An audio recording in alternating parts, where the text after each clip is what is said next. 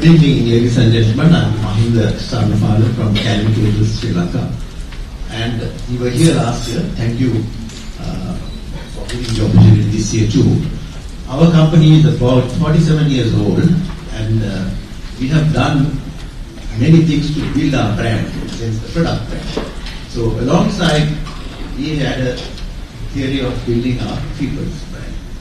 So after talent acquisition, talent retention, people's engagement, right, involvement, whatever we do is directed at the people. The working environment has been improved. So lots of people clamor to join Canon Cables. It's a well-known brand. And what we have done over the years now, about 5 years ago I joined this company, and I realized the team spirit, the brotherhood, the family connection we had in the company. And we find the team, all of us. We have 480 associates, 480 hearts, one week. So we work as one company, 480 people work together. So over the years we have grown. We are 6.5 billion turnover company, and it's the people who delivered all these results, because we treated the people like people. And also we have reduced the gap between the top management and the people. So Japanese have a concept of management by walking about. I do practice that and my managers. So we meet people, talk to them, find out what the problems are, and then we will go along. And over the years we have won accolades and awards, right? Whatever you take in Sri Lanka. So truly we are happy to be here, and for the second time we are getting the Employer Brand Award in Singapore. Thank you. What I pick up is treat people like people. So get your customer experience and employee experience right, get the pulse right, treat people like people. There's a lot to reflect. Think about it. Every time that you impact an individual, you're impacting his or her family. Sometimes I always tell people, dream the impossible. And when you dream the impossible, the people who benefit the most out of dreaming the impossible is your near and dear ones. So treat people like people. Thank you, Mahina. Sairana, may I request you to give your opening comments? Thank you, Dr. Bhatia. I'm Sairana, and I represent Hong Leong Islamic Bank. And I'm very glad that we are actually nominated for the Asia Best Employer Brand Award. And I think I must contribute it to the active social media posting that I've been doing.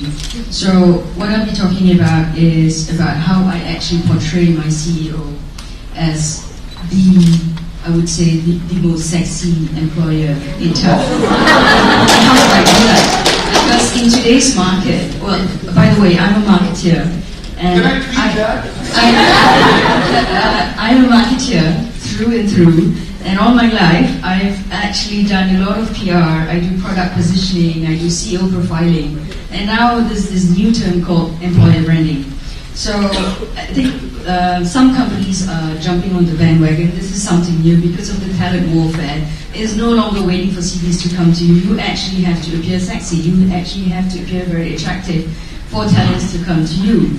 So my mandate is, and for those who don't know, Hong Leong is a Chinese man. So the chairman founded the bank like 100 years ago when it was conventional, and then we had the Islamic 10 years ago.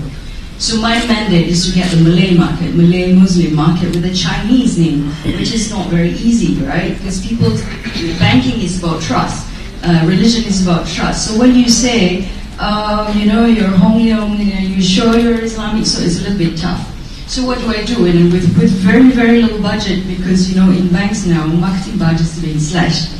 What I have is LinkedIn, because it's free. So every week I have at least 2 tweets. But because I'm lucky, my CEO is very she's got multifacets. So she's a philanthropist, she does a soup kitchen, she dives, she climbs mountains. So I have a lot of content. I believe in content. So when I post about her, it's not just about how she speaks at forums or engagements. It's also about her diving. She finds Nemo in the middle of Indonesia. And then she posts it on Instagram and I say, oh, okay, I'm going to take this one. I steal her picture and then I put it on LinkedIn and then I talk about work-life balance. So, you know, there is creativity in employer branding as well. So this is I think this is how people picked up, you know, the name Hong Leong Islamic, because it's very rare. I mean, we're very small in Malaysia, in the Islamic banking industry. We're pretty small because of the name. So we tend to lose out in the market. But what I can do for the brand, and I think I've achieved so far in 10 months, her community, when I joined the bank, her community in LinkedIn was like smaller than mine. I'm like, how is it possible that my CEO has got, you know, smaller followers than I do? But in just 10 months, she's exceeded 10,000 people from less than 6,000. So, you know, if you put interesting content, people will follow you. And the amount of CVs, the amount of messages that she gets every day, it's massive. It's reached a point where I can't even respond anymore. So I think, but you must also, to speak, you must be able, the communicator who's managing her social media, like LinkedIn, must be able to speak like a CEO. So, you know, if you don't know your CEO very well, if you don't know the language she uses, if you don't know the words she uses, then it might be a little bit difficult. So, yeah, so that's what I want to talk about. Social media is rich, so make use of it, because especially it's free of charge. Thank you. Okay. I picked up sexy CEO. So those of you who want to replace your CEO, make sure it's a woman and make sure it's sexy. You know what I mean? Okay, you can tweet it. Would you have the freedom to tweet your words? Yeah, go ahead. Oh, just right there. Sairana, bless you for sounding so good. So good. You know, diversity is important in employer branding. I'm going to move on to Sim Hornby. Sim Hornby, I want to hear you. What's your concept? Is it more sexier than her? Well, I think men can be sexy too. Oh, give it for the men. Give it for all the men in the room. Yeah, thank you, Dr. Badia. My name is again Hisham Muslim from MDT Innovations. We are, I think, a bit different. We are a tech company. We are not a brick and mortar businesses like the rest of the panelists. So I think the ability to adapt to changes is paramount. And I think, like what other panelists have said, understanding the employees is also very important. We think, and I think our philosophy of sustainable employment is more towards not only about how many jobs the company creates. It's also about how we pass on the legacy, the value to the employees, so that, you know, it's akin like a Shaolin temple. When a disciple leaves the temple, they can set up a Kung Fu school on its own.